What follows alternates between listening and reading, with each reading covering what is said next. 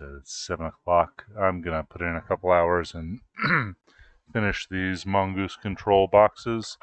They have this box, which is all black, but I left the masking paper on it where I could to make it a little cleaner when people get it. And then I have these control modules with their faceplates and their dials and buttons on. They've got programmed microcontrollers and motor controllers and LCDs with set reference voltages, and they're ready to go. So let's do the overhead look. If anybody wants to chat me, the link is right here. You can type it in your browser, and I'll put you up on the screen, and we can talk about, anything you want. Yeah, I'll be here for a little while doing this. Wanted to finish this today so I can get on to actually testing these things and getting them ready to get to people, at least the first batch. So I'll put the wires through here. Let's actually change this. Oops.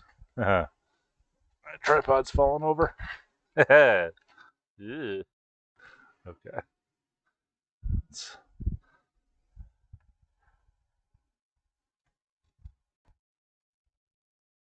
that. Yeah, that looks better. So I stick the leads through for the power switch. I slide the board into place and then carefully squeeze this guy down and in. There we go. Try and get this thing together without cracking anything. Careful but forcefully.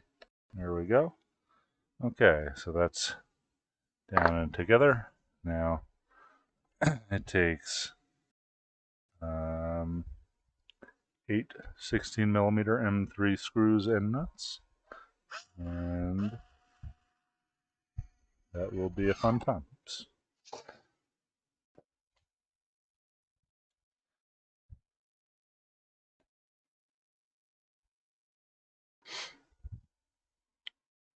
Kind of a slow process, but therapeutic nonetheless.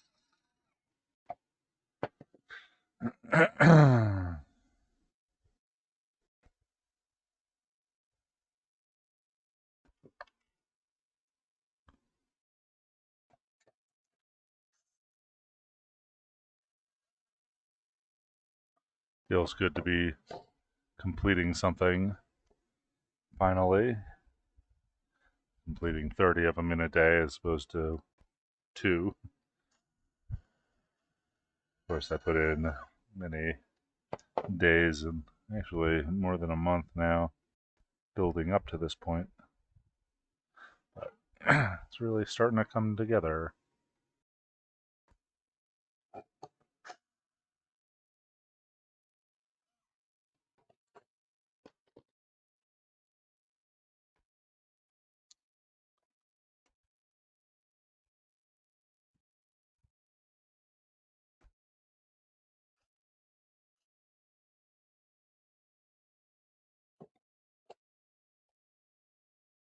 Thought about just gluing the faceplate on, making it sealed, but I figured that would be not the nicest thing to do for future repairs or upgrades or even just rework as I'm assembling. There will be a certain number of these that I reject when I do QA tomorrow.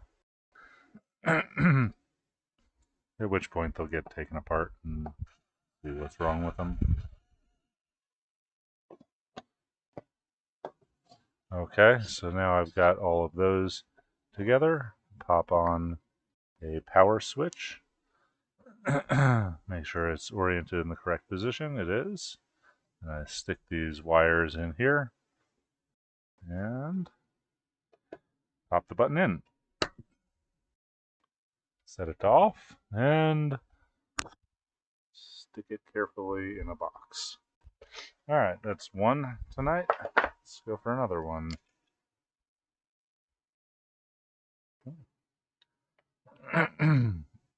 This guy lost its spacer. Fix that before it goes in. Excuse me.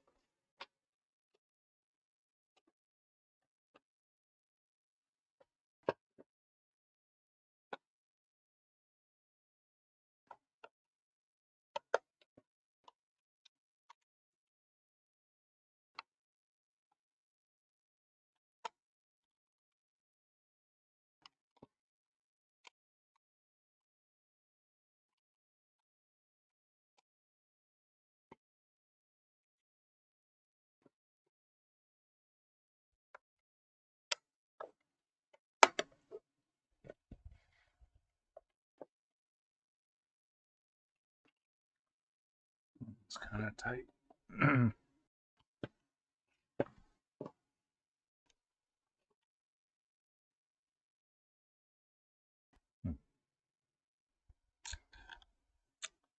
And I broke a faceplate, so that one will get set aside for later. Sorry, guy.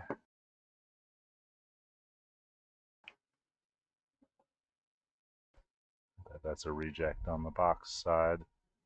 Now there's a reject on the faceplate side. This is the first one out of a whole bunch that I've done that to. But okay. These boxes are pretty strong, but a little bit fragile as they're being assembled before everything is bolted together.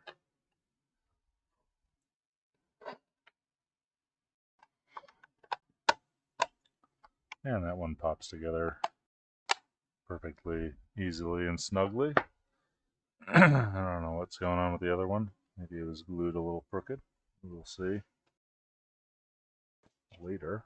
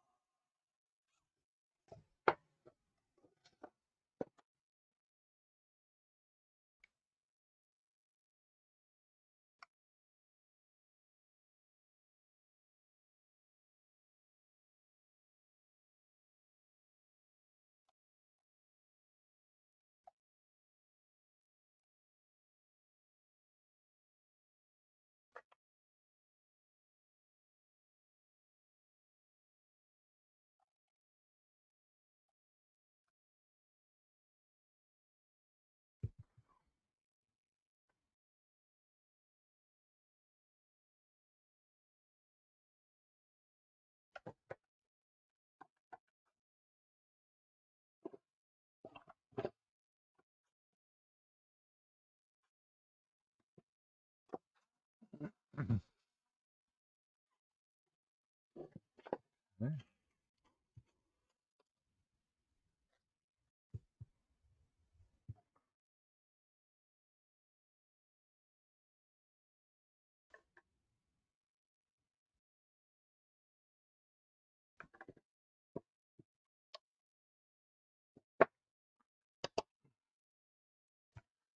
Okay, that one looks good.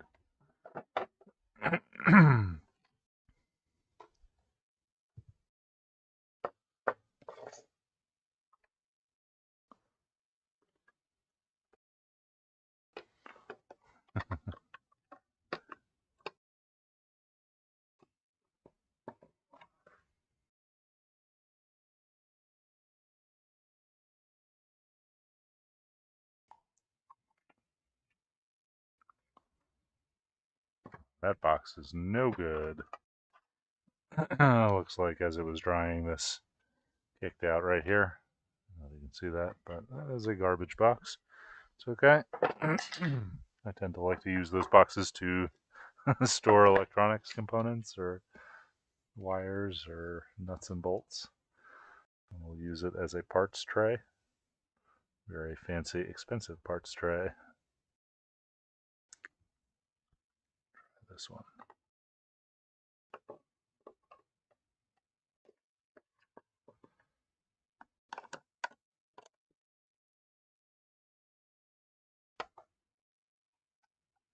That's nice and snug.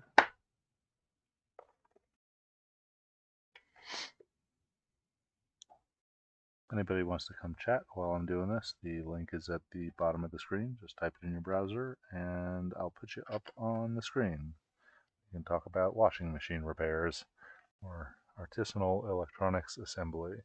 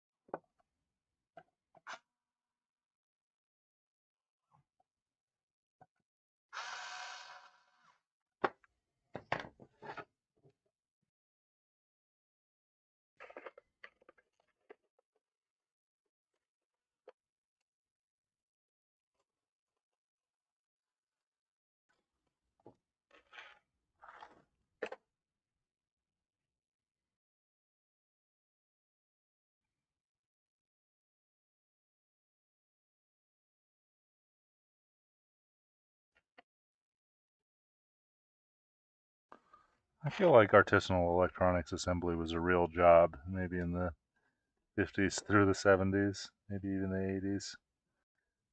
I don't know. It's not really conscious for that. You don't know enough about the history of manufacturing. Would have been an interesting time, certainly, when man was still building robots by hand instead of using other robots.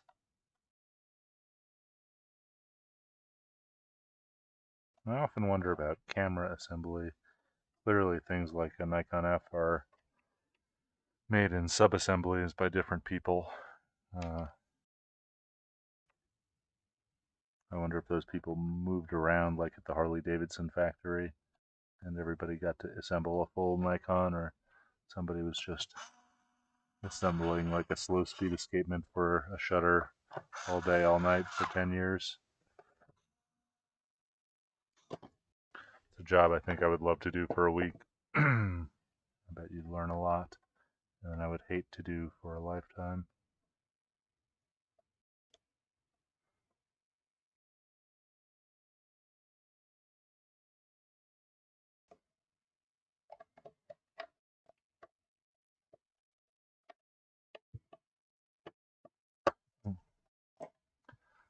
Okay, that one looks good.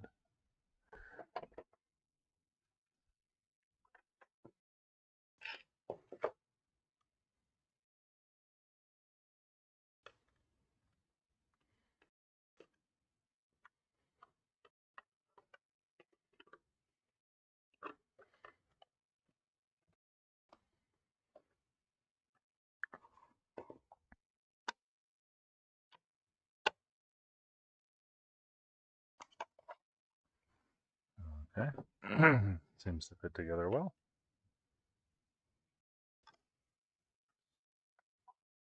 Let's got screws first.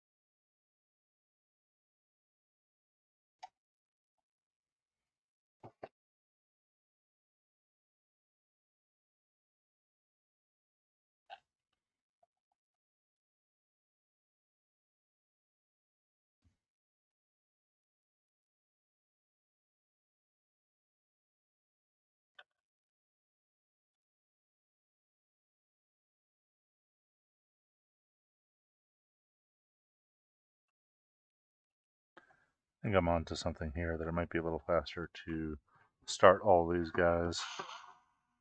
I only have to pick up the screwdriver once. I have a friend who has a DeWalt screwdriver like this. It is much faster and more powerful. I've thought about buying one. They're not that expensive, but I think it would be really easy with a screwdriver like that to start cracking pieces. It has like a 24-volt lithium ion pack on it.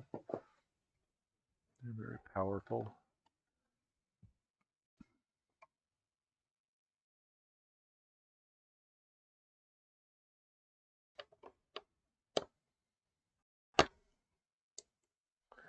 There we go. That one looks good. We'll get a full box of these now. All right.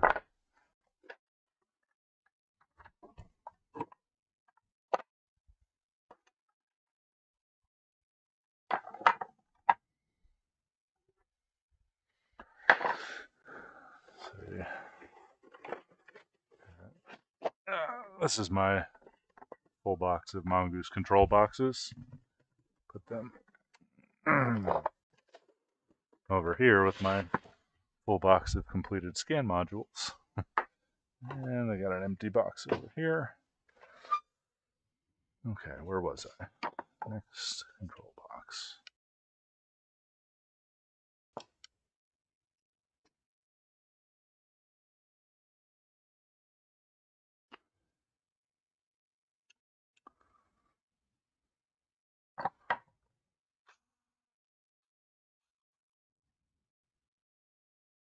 Right.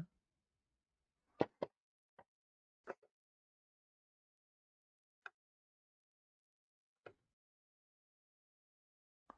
feel like I could make up some good assembly songs. You stick the wires through the hole. Then you put this thing inside this other thing. Then you press it down gently into place. And then you put all the nuts in the nut certs with their adjoining screws loosely with your fingers for speed. 2 turns is enough. And you count all the nuts that you drop into the box so that when you're shaking them out, you don't leave a loose screw inside your electronics, the short things. And now the chorus. Everyone loves building things. Yeah, maybe I should stick to this.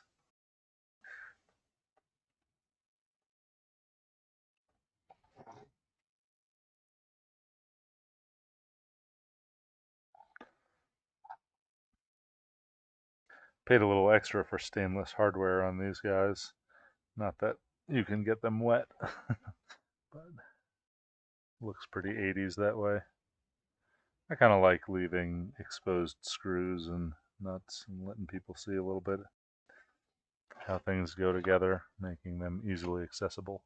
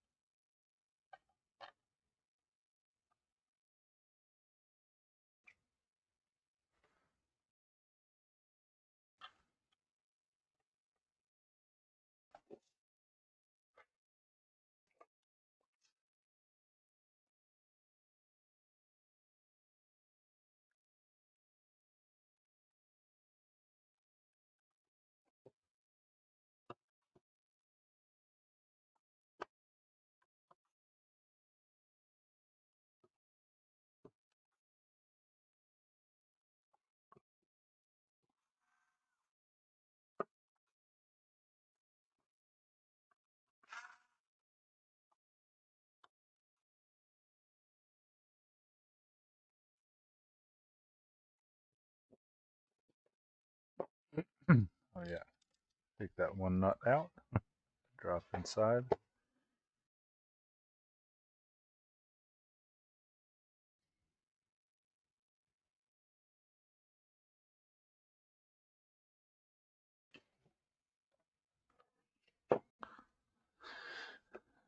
Very satisfying popping that power button in and having a completed module.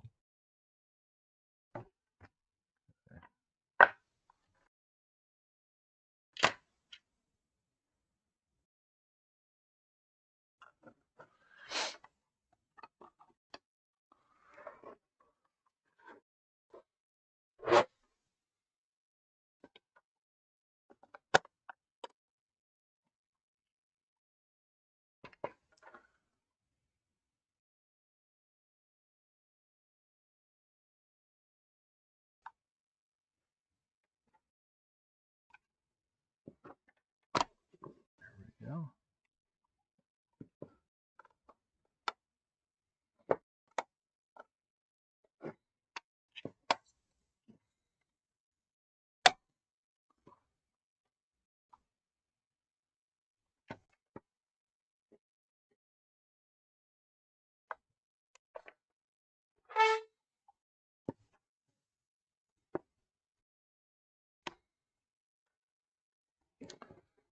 That box seems just a little too snug.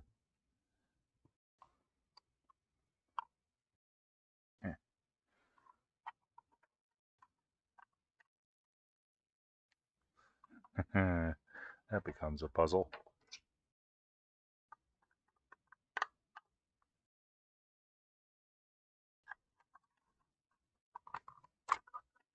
There we go. This one's a little crooked too. We'll take a look at that later.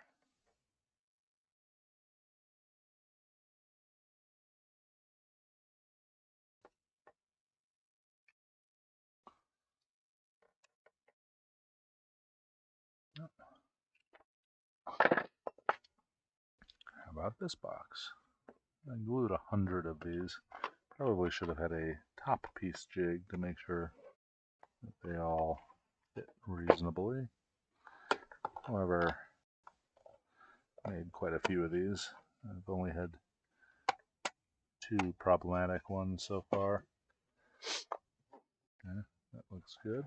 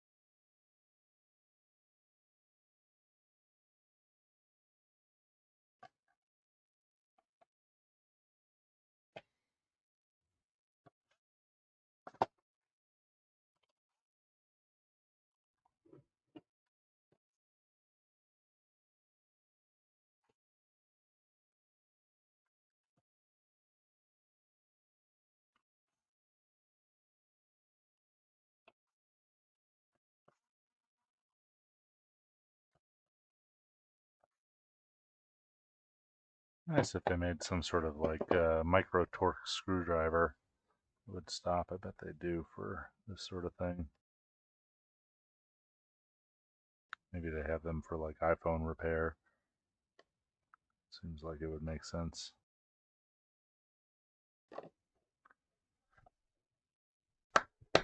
Another completed unit ready for QC.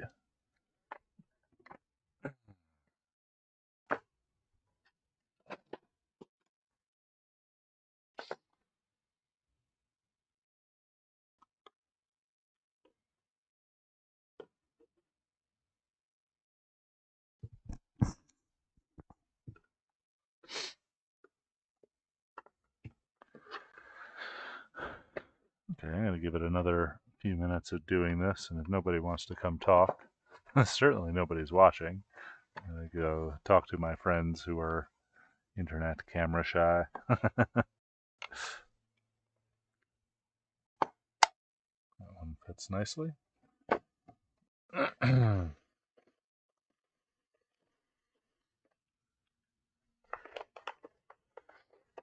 It's my goal to slowly send out $700 worth of M3 screws to people all around the country in small units. There are a ton of screws in the Mongoose. I probably could have used something like a third less if I really was trying to optimize for assembly, but I don't know.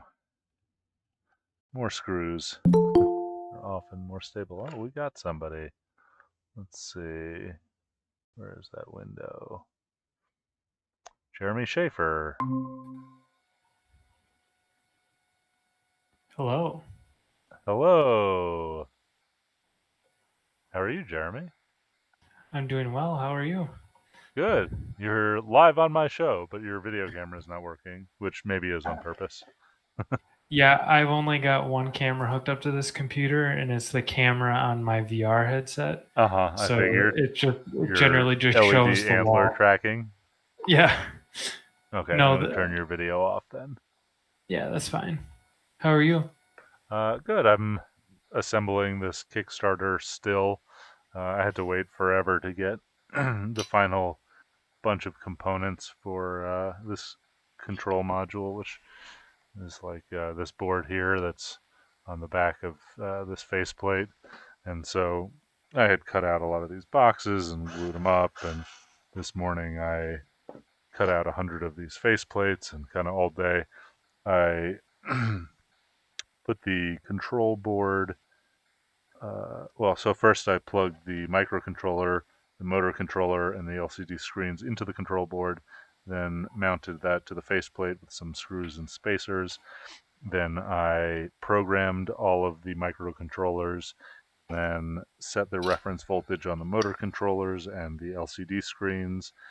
Now, I am, it's like all of these things are like take a minute, right? But I'm just trying to do it for 30 some odd of these. And so now I'm do finally you at the do it point. Yeah. do you do it in like assembly line fashion where you do like one um, One operation. operation? Yeah. Yeah, so it's not quite fast enough to do just one operation. Generally, I'll Sure. do batches of operations. So like the Sub first, assemblies. yeah. So like on this control board, right? I got all the boards in, got all of the pieces in, and then I soldered half of the components on the back of the board, and then I soldered all of the components on the back of the board, and then I soldered all of the components on the front of the board.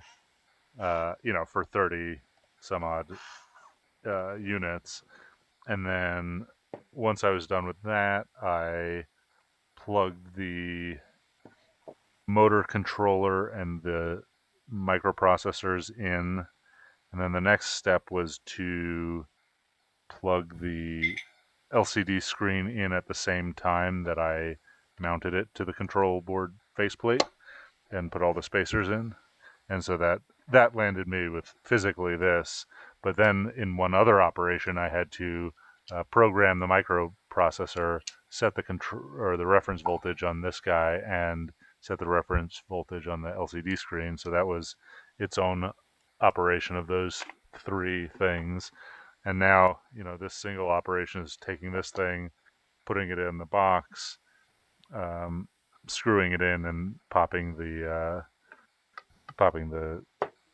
power switch on. So it, they're all sort of like station work, Um, it makes it a little bit more fluid, but also takes forever to get anything done because I have to do it to Yeah. 30, 30 things. And it could take like, half a day to make one of these things if I'm not moving quick, times 30 of them. You have 15 days into assembling all these boxes. Although, in one day I go from a pile of parts at the end of it today to 30 working control boxes, which feels very good. Nice. Yeah. So I'm trying to do batch one kind of on its own as sort of like the production test batch. I've made maybe 15 of them in the past as like beta tester models, but I've never, I was making those in batches of 4 or 5, 2, and there's no like, I couldn't ramp up production engineering and spend a month figuring out how to quickly assemble them, make a couple hundred engineering test versions when I'm really just making 86 of them. So, uh, batch one sort of is where I'm doing this, and then I'll just go through. And I've made a lot of the physical components and have a lot of the things for all of the other batches, and so those should come out a little bit faster. I think like I won't do 30 boards the next time I solder. I'll just do 100 boards, which will take me a week, but then the batches should start flying out. I'll still QA them in individual Kickstarter batches. Um, Sure. People will get them in that order, but QA is gonna suck. It's just like you got to operate every single function. Yeah, I thought about like writing another Arduino program to actually do the QA and test Yeah. all of the control boxes, just like plug it in. But also, that'd take me a month, and it's not going to take me that long to do. And so I'd have to QA the QA control box. It'd be terrible. So anyway, I got to pay my friend to make me 3 rolls of film. Just like I told him, shoot the sky, shoot your wall. I don't care. I just need like 3 rolls of your cheapest film, uh, developed and not cut, so that I can have some film to run through the mongoose. Um, uh, so yeah. so did you design all the boards in this, or Uh huh. just nice?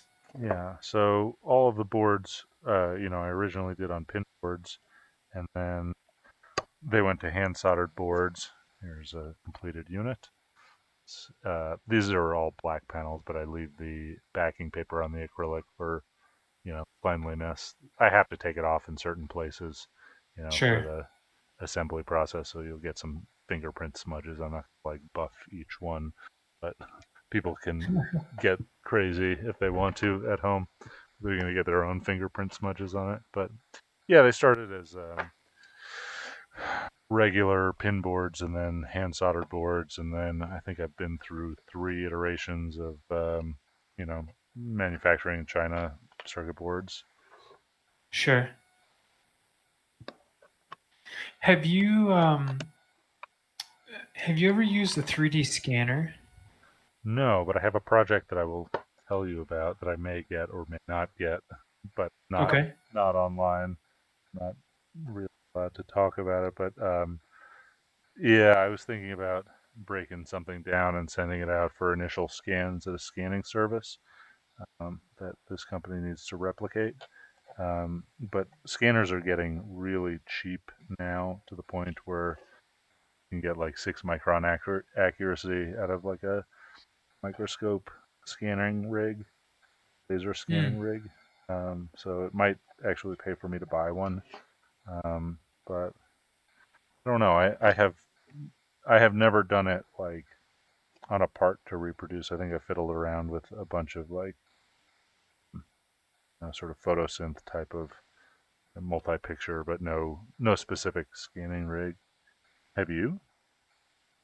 I haven't. It came up talking with a friend recently. He um, he wanted to like scan motor parts Yeah. I was just and talking to somebody about the mod. Like, somebody was like, "Oh, somebody put a Lamborghini on the internet. Like, how could you do that?" I was like, "Well, the design is easy. You just take a Lamborghini apart and you scan it, right? yeah, The production of those things is very difficult." sure. Have you heard the story from end of World War II? Um,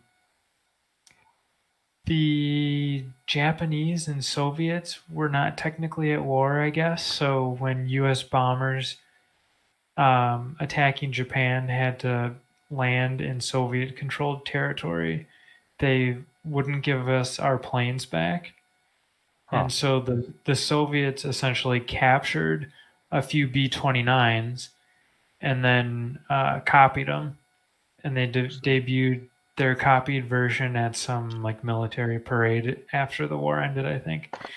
But it's relevant here because they copied it down to the level of they copied a hole that had been shot in one of the planes.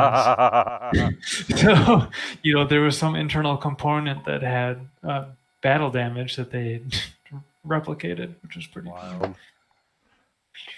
I think it's kind of important when you're making copies of things to have multiples, but you know, Right. I'm not a wartime engineer. Right. Uh, Yeah, it's kind of interesting.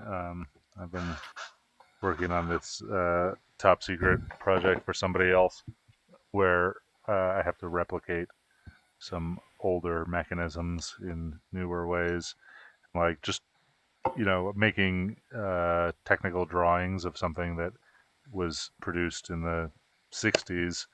Really get to kind of see what people were doing, like finding out that sometimes somebody who was really clever, good mechanical engineer, but a good production engineer, had figured out to use the injection molding draft angle on one part as a dovetail for another part. And just like staring at these oh. tiny little pieces all day, you realize like there's some dude who I'll never know his name or her name, who was very, very talented.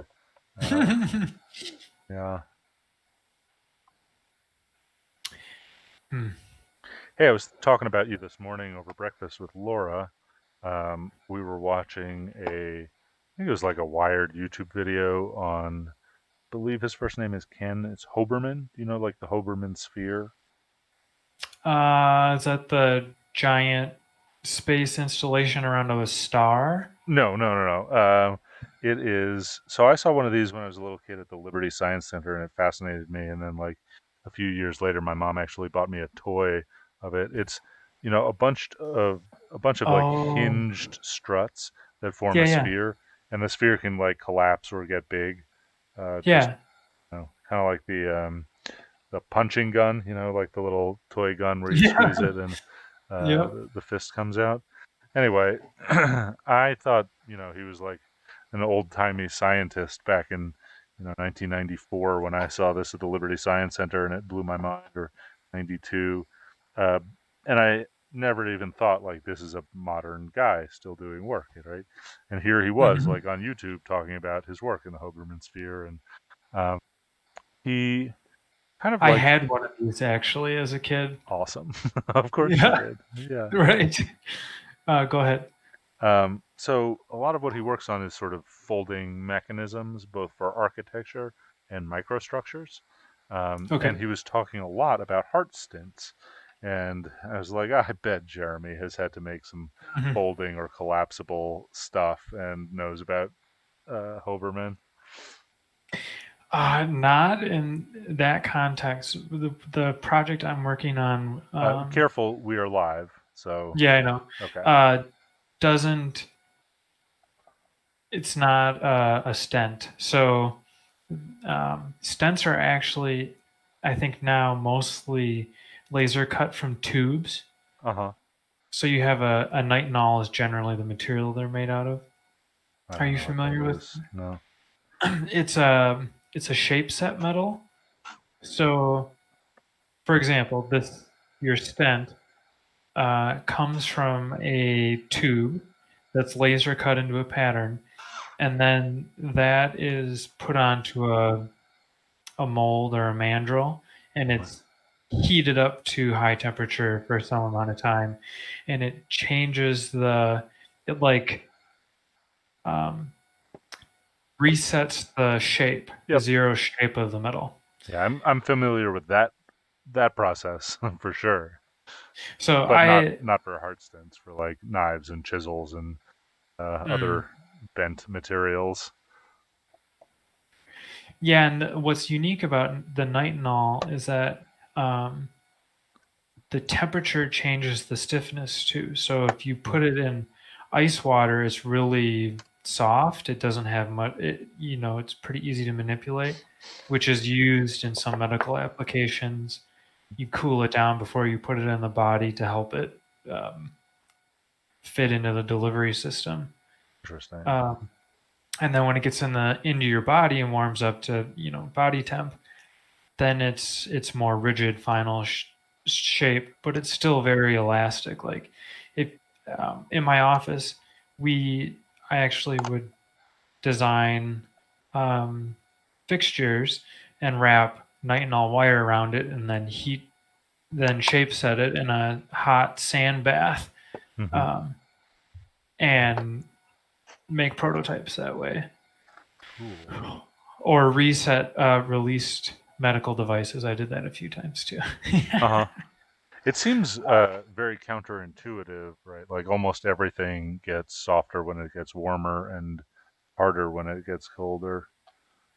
Uh, is a very interesting property. Yeah, and what's really nice about this material is that it's incredibly elastic. Like most metals fracture before you get much strain on them. And nitinol, um, it's like tens of percents of strain it can handle, Hmm. and still return to its original shape before it's deformed or or breaks. Interesting. What is it an alloy of? Nickel titanium, I believe. See, yeah, that makes sense. So nickel for anti-rust and or anti-bonding to your body. Titanium for extreme strength and bending. So I think the discovery of the alloy was actually accidental. Um, they didn't realize that it had this property, or one of the more useful properties, um, until someone put a lighter to it in a conference room or something. Like they Huh. had reshaped it, and this guy put his lighter to it, and it undid the shape because it Interesting. like reset it or something. Uh huh. But um, it's really cool because you can shape set it into all kinds of things. Huh. Is it? I assume it's a fairly expensive metal. Medium. You can buy it on McMaster actually. And can you buy it in wire? Obviously, you can buy it in wires and tubes. Can you buy it in like Sheets. sheets? Yeah. Interesting. Because we've got nitinol sheets at my office in the warehouse. Interesting. Man, now I'm gonna have to come up with some sort of nitinol based project. I after that Hoberman Sphere or Hoberman's life work kind of YouTube doc, I watched something on the levels of complexity in origami folds, and I was thinking about whether or not you could write an algorithm like a G code slicer, but for folding paper from a 3D model. And in fact, like 10 minutes of research told me that somebody had written that algorithm at MIT in 1999 while I was a sophomore in high school. uh, really, really pretty cool. Yeah. Is that where the theory came to be, where you can only fold the paper in half 7 times or something? No, but I do know about that. Probably from the hydraulic press channel, where they folded a bunch of paper and then exploded it. And I think actually there was a college student that disprove that as an absolute law by using like really long, skinny paper or something, perhaps. Interesting. So, like, if you have um, like a 500-foot long, skinny piece of paper and you just fold it in half, the aspect ratio maybe works out in your favor that you can still fold it in half more than 7 times. Okay. It's funny. It must disprove. Need a very long roll of paper. But that's like a total mathematician way of thinking, right? Like, but what are Yes. the boundary conditions to this Yes. problem? Uh, Uh, there's a few of these boxes that are just not within spec. And I have a lot um, of parts trays with this silly little hole in the bottom to leak parts out of. is that because your laser cutter goofed a little bit? No, the laser cutter is perfect. It's because I goofed and did not build an assembly jig and just assembled them by hand. And some of them may have been soft still while I stacked them because I do not have enough room in my shop to lay out hundreds of these to dry all day. And so I'd let them dry to where I thought they were like fairly stable, and then I'd stack them up and put them in a box. But obviously, two or three of them, just like not 100% square. Um, the vast majority of them are, and I made 100 to get the first 86 out, and I have plenty more material. I started buying plastics by like the $2,000 increment, uh, which was a little crazy, but now I just have Yeah, a ton of acrylic here. I can munch through it pretty quick on the laser. I bet. That's what you I and always want Antonia need. a laser cutter. Oh yeah. I was gonna say I always wanted one. She actually almost home built a laser cutter for me for my birthday one year because I wanted one for building RC airplanes. She decided it probably wasn't a great idea to have in an apartment. No, no, it is not. I have never seen you live in a place where it would have been appropriate to own a laser cutter of any size. However, now it seems like you probably could. But if Yeah. you're gonna get a laser cutter, you might as well get a big one. If you're gonna go in, go all in, is what Yeah, you're I saying. mean it's the same work to like level and align a K40 and a 4x8 foot bed, so you might as well dedicate your entire basement to being a giant laminar airflow hood for removing smoke from an God, unvented giant car-sized laser. I'm sure it's fine. Yeah. Does that use like CO2 or something for the laser too? Mm-hmm. Yeah. Although I would like a metal fiber laser, which would be nice to cut metal, but kind of a whole different proposition. Not something I have an immediate business use for. Sure. When I was working at the airplane factory, they had one laser when I got there that could do sheet metal and wood. Uh huh. And then they got a second one that could do tubes. Uh So huh. that would there was some parts that um, when programmed into that thing, it Mm-hmm. like cut workloads in half.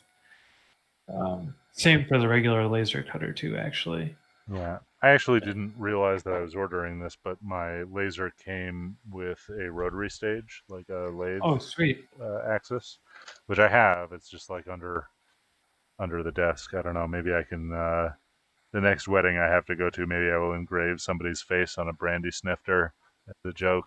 But I have no idea like what I'm gonna engrave on the rotary attachment. Hmm. Is it only powerful enough to engrave? Oh no. Well, I mean, it depends on what, right? Like glass, yes, but I mean, I can cut through inch thick acrylic, maybe inch Oh, and a okay. half thick wood. It's Oh, dang. yeah, That's I a mean, pretty beefy laser.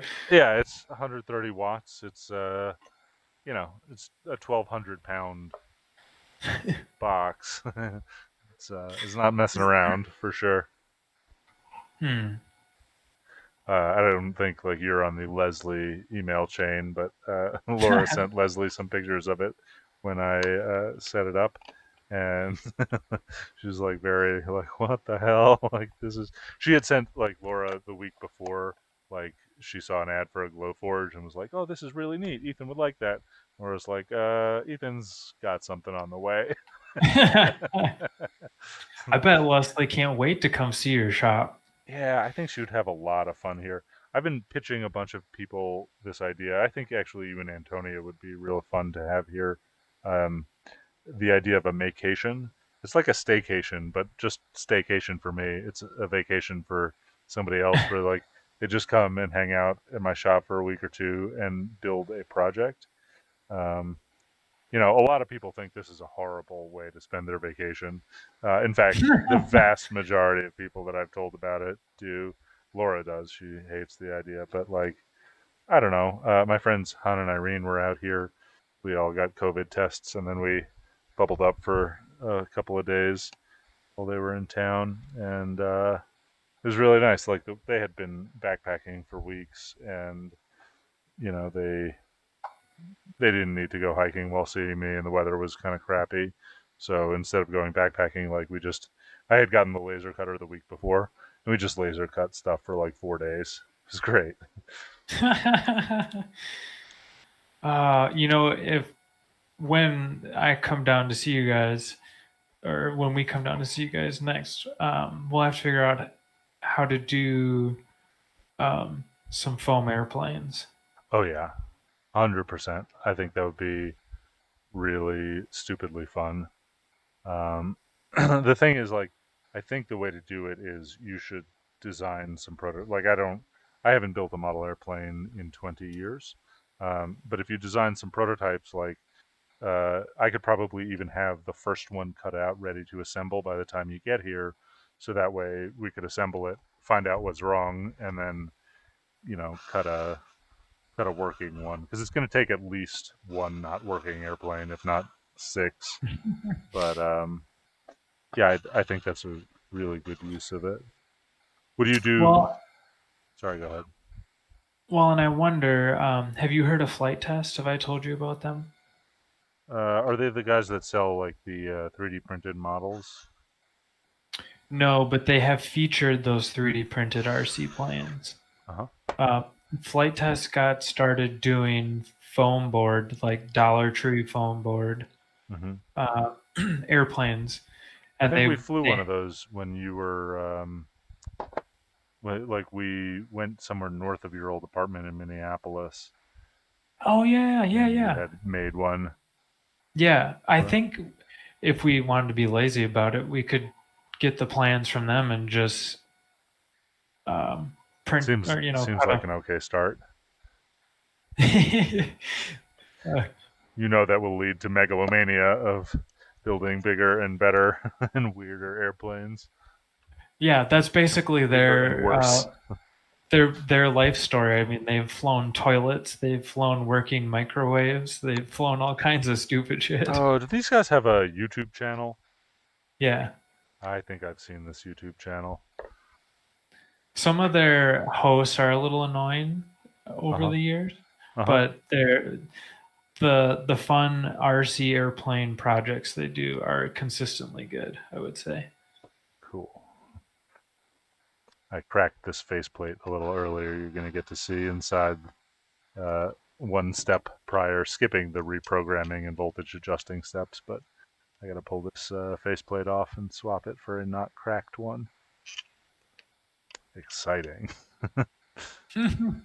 So how long did it take you from start to when you launched the Kickstarter on this design? I feel like such a schmool making $0 telling you that, but it took me 5 months to design. But that feels so fast. It's very fast, but it's way too long for something you're going to sell $42,000 worth of, spend a month and a half running a Kickstarter, and then 4 months assembling. Yeah. However, um, there is tech in there that I think right now I'm the only person who has figured out. that is going to go into a couple other products that are going to be like $1,200 to $1,500, and they won't take 5 months. In fact, they took like 1 month of side time, and they work great. They need some finishing, which I have not really had time to do, and then some marketing. But like, yeah, I think I will.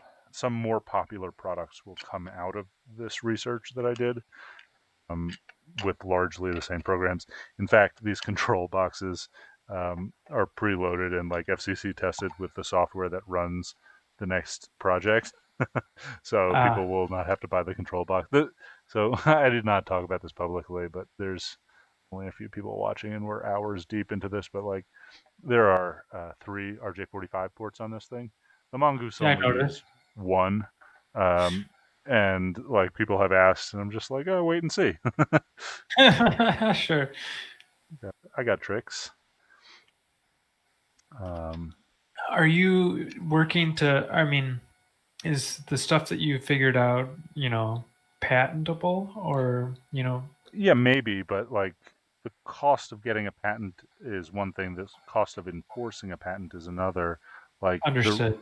the real way I am protecting it is I'm just like pre-compiling the code, right? So like it's all about the execution. That's the expense, and the execution is like going to cost people months of time, even if they're a good programmer. And like, there are certainly better programmers than me, but the intersection of like this thing draws on a lot of things that I have built in the past. And so you'd have to have a programmer that has like some knowledge of analog electronics, and also I don't want to give too much away, but like I have built other It's fine. products before, some for photo stuff, some for not photo stuff, where it's using that tech in here, and so like I think the odds of finding a programmer who knew enough about this thing and then was also interested in photography, like it's there are certainly people out there, right?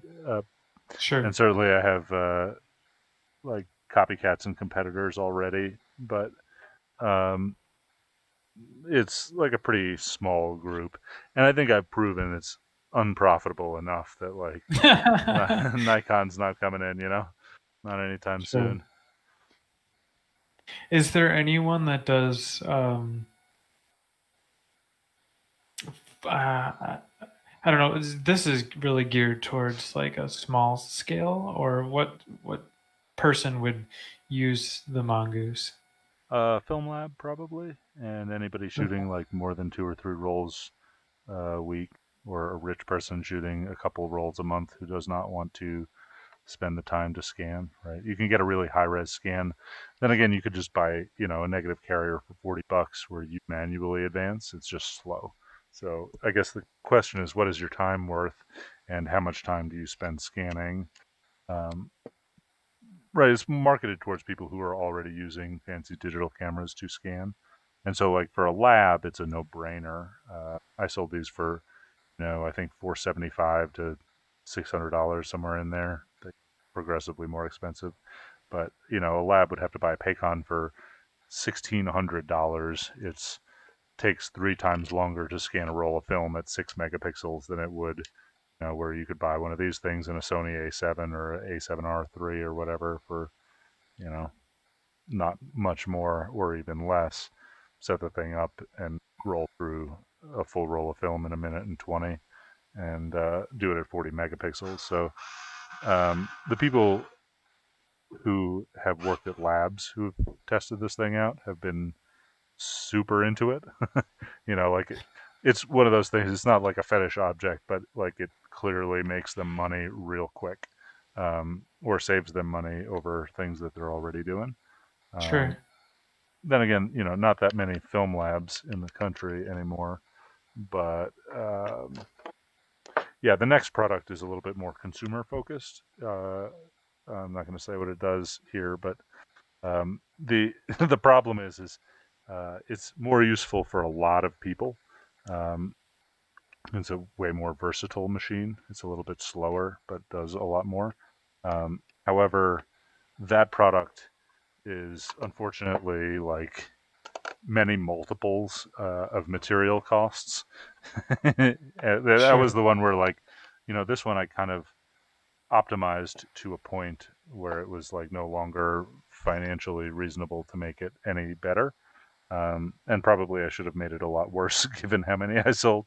But the next one I was just like, fuck it, I'm gonna go all out and sell it for whatever it costs, and if people buy it, great. If not, whatever. I spent a month doing it. It wasn't forever. Anyway, um, the more consumer friendly one is multiples in price of the mongoose. So maybe nobody will actually buy that thing. We will see. Hmm. Yeah. Jeremy, you working on any fun projects or just and slash fixing your house? um, work work is busy. Um, the end of the year was pretty nuts, and then I was just like, Antonia had off between Christmas and New Year's, so I just it's like F it, I'm taking off that whole week, Uh and I huh. pieced out. I hear the others were um, working quite a bit Uh up huh. until New Year's. I was done. Yeah. Just get to a point where like I just need a break. Yeah. And it's also nice. Like, I mean, both you and Antonio work a lot. And I mean, even like Yeah. Laura works a lot. And so I have not really hung out with Laura on a Saturday or Sunday in a month and a half. But, Mm. like at some point when I get these mongooses out the door, I will go back to being respectful of her schedule and like just try and be around instead of like just in here screwing things together instead of I don't even know what we would do at this point outdoors. What's weather like down there right now? It's nice, it gets freezing at night, but it's sunny, and it snowed, but like not Minnesota snow. Like you could see like some trace of snow if you were an excellent tracker in the morning. Uh, Sure. I still open the doors up in the daytime while I'm running the laser and um, just like I am now uh, to go outside. It's not bad. These are You know cookies. what? It's been pretty mild here this winter so far. We've had some snow, but nothing major. It's been below freezing, but I think we've maybe had one or between 1 and 5 days of below zero temps so far this winter. Hmm. Mostly in the 20s, so it's been pretty nice. Cool. Uh, Fishing, the does that mean fishing. no ice fishing? Uh, I've been out when I have the capacity after work. I've been out a half dozen times or more, but um, we've been catching fish, but they've all been really small. So it's Huh. like I was really hoping to we went out to this lake that we used to go to on the other side of the city from where I live now. Lake Wobegon? No, Minnetonka actually. uh, but we had this spot that we'd go to, and you would catch enough fish to get to your bag limit for the day, and you could have a fish fry that night. You went out there. It was a literal parking lot. There was 40 cars parked on the Oh ice. man. There were so many people there that there wasn't even a spot to fish.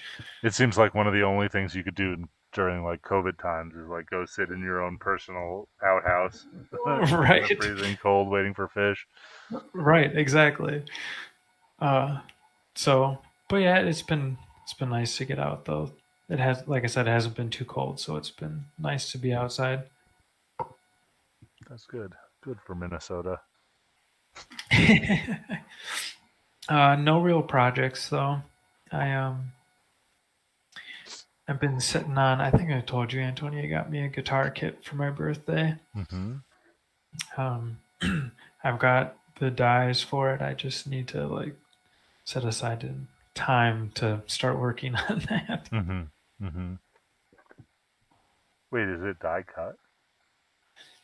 No, the dye, sorry, is a stain for the wood. Oh, I see. I see.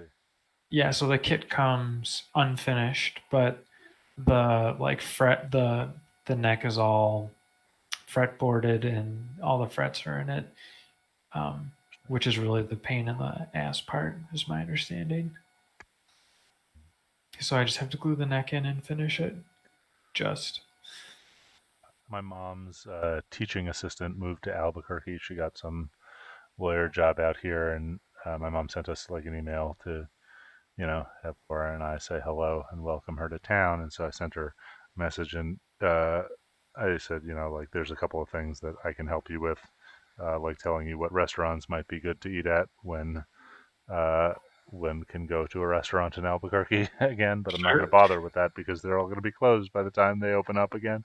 And right. like hiking, and I told her about like makery stuff, and she was like, I don't care about makery stuff, but my boyfriend is a luthier of sorts, or a hobbyist luthier, a chess Sweet. player. I was like, oh, I got to meet this guy. For sure. Want to meet that boyfriend? Right. Yeah. Um, I joined a guitar kit group on Facebook just to see tips and tricks and stuff. And Uh, some of Tips, the tricks, kits, political rants. it's relatively clean of that on there that I've seen. But man, some of the kits these people put together are pretty incredible. It's like I've made 6 guitars during the pandemic. Like Jesus, yeah. That's crazy. I would like to maybe make some like box banjo or ukulele kits, but not being a player myself, like I kind of need somebody else to be interested in it who can make sound. Actually, my friend Dennis's wife is a violinist, but that seems like Dennis and I like making stuff. Juliana can play, but like I don't know. It, it seems too complicated to start with a violin on a laser cutter. World's uh, worst violin. sounds like crap. Yeah, I mean the thing is like you could make a electric anything out of anything and it would sound fine, but like that is not interesting unless you're building your own pickups, and I don't want to get into like wire winding machines. Uh, Maybe I do, but yeah, I think kind of figuring out uh, acoustics of shapes would be interesting. I don't know if they have any software to model that, but I also don't really understand like at which resonance frequencies like a violin is meant to resonate at. Yeah. Uh, physics. Yeah. Yeah, exactly. Right. Yeah, you would think just like uh yeah, the shape of a violin must be like a multiple lobe uh sort of around the I don't know, around the is it the bridge or the sound hole where the sound travels in? Probably the bridge. Multiple lobes at different resonance frequencies for different chords. Is my guess, but I really know zero about making instruments. It's interesting. Right. I think I'm I've gonna make only a clock. That'll be a good start. um, do you guys have Netflix? Yeah, Do you ever watch The Repair Shop? yeah. Laura and I love that show. Yeah, that show was awesome. I was gonna say you would love the clock guy on that. I do. He is my favorite on that show, and I hate it when they're like fixing oil paintings or dolls. It's the worst. Like, get to the Oh, clock, guy. right, Let's lube oh, those gears. right. For All these sure. nasty stuffed animals. Who gives a shit? Yeah, exactly. Um, yeah, so I've been thinking about laser cutting a clock. Like you can get a laser cut pendulum clock kit for less than I'm about to spend on materials. So like I don't think it's going to be a viable product, but there's some things that I think I can do, like making the palette forks out of acrylic, which is relatively hard and very smooth in comparison to wood, which is not hard or smooth. I mean, some woods are hard, but none of cut woods are. And so they wind up trying to like rub graphite in it for lubrication and hardicity. It's just like Mm. all of the pivot points have to be very small because you can never get them that smooth. Rubbing them with a pencil point or actually a lot of lead pointer graphite for the purpose. Saving. I was thinking of mailing to my friend who has a 8-year-old, give her as like a fingerprinting kit, but I just know he's going to be so furious when she spills it all on the couch. So I'm going to save it as clock lube. Um, anyway, when I was working on the ventilator, the Brazilians taught me to use 608 skateboard bearings and everything. And so now, like the Mongoose has one, next project has 16 608 bearings in it. Um, and yeah, so I'm going to use 608 bearings and M8 hardware, build a real beefy clock. Laura gave me the okay. She said I could mount a clock on our wall that took up 3 by 3 feet. Just I'm going to slightly break that boundary. Okay. uh, so are those bearings the ones that were in the fidget spinners? Yeah, almost Okay. assuredly. They're the cheapest bearing out there, right? Because every roller blade has 32 of them, or set of roller blades, skateboard. Um, Sure. yeah, so they're 17 cents a piece, and I buy them by the hundreds. Yeah, every mongoose uses a 608 bearing on its main spindle. It's kind of funny, but like also my printers, some of them 608s. I have some specialty bearings, like which can get smaller, but they become much more expensive and then harder to source. And I don't know, like a clock doesn't need to be small. I'm never going to put a pendulum clock in my pocket. Right, right. I got a couple of pocket watches from my grandma that Uh-huh. were like her dad's or something. And I looked up the serial number, and I think one of them was from the 1870s, Crazy. maybe. That's when they invented time. Right? What did they have before that? I don't know. We took them to a jeweler here, but they are too far broken to fix, apparently, Oh, which is a bummer. that's definitely not true. Right. Right, you can machine anything, but there might be at the point where you could start machining springs, which is well beyond. Also, I don't know Sure. that I could build any gears size. Um, How small can your laser cutter go? so I have about a point 0.2 or 0.3 millimeter curve, and I can motion control like or something. But the question is can I cut anything that would be strong at that size, right? And so the answer is kind of like, so I make some pretty fine. Let's see, I have let's see, um, switch views. So the Mongoose, these uh, cogs here that grab your film in advance, these are laser Mhm. cut and like I don't know if you can see, but they're very fine teeth. Nubbin. Yeah, and Yeah. like I mean, if you use the pliers, you could break them off, but they're never gonna doing what they do, right? Also, by the way, let's see if we can 608 bearing right here, the end of the spindle. Um, but yeah, so that's kind of like you know as small as I can make acrylic, and then I haven't really tried cutting any hardwoods or doing fine woodwork type of stuff with it, but uh, So, uh, with metal, so you said, you couldn't cut things too fine. Is it just a heat thing where you just melt it or burn it, essentially? um, well, so metal is that it's the wrong wavelength, so the wavelength gets mostly reflected, and what gets absorbed so quickly and conducted away.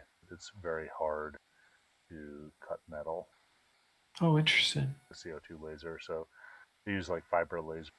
Also, I could cut very thin metal, or I could do things like paint the metal black first and get that black paint really hot, and then use a high pressure air assist to like blow and melt through. It's really not the right tool for metal. Um, Sure. but yeah, I mean, I could get a different driver board, laser tube that to cut. But really, they use fiber lasers. I don't know. This would maybe be 3 to 6 times the price if it was a fiber laser.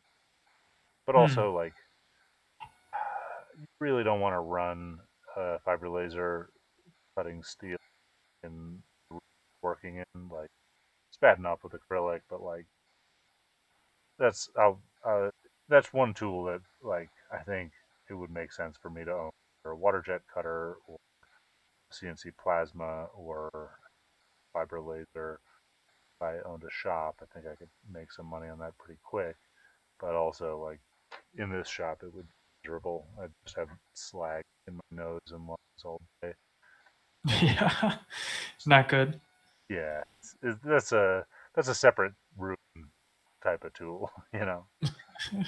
My dad wants to send me a milling machine, and it's just like I'm not worried about like dust from the milling machine, but just like operated CNC mill, like you get a lot of just screwy aluminum filings everywhere and grease and like I don't know space. Well, would you have a use for it? I mean, you could find a use for it, Oh I'm yeah, sure. oh yeah. Yeah. I got like 30 designs that I could, you know, that I want to make.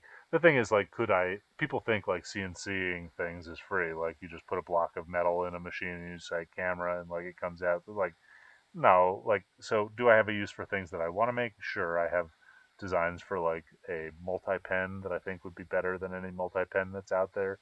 Could I sell that multi pen at a reasonable price? Like, I think that would be a $400 multi pen if I had to sell it, right? Make myself one. I'd never Sure. spend $400. It has like, $8 worth of brass in it and probably 3 days worth of work. But um, I don't, I don't have any like CNC products right now that are, would be high value enough to like justify CNCing as work. But I'm sure I would figure it out. I think there's some very successful like pen and pocket knife companies that use CNC stuff. I Hmm. don't really care that much about pens or pocket knives. More about pens actually.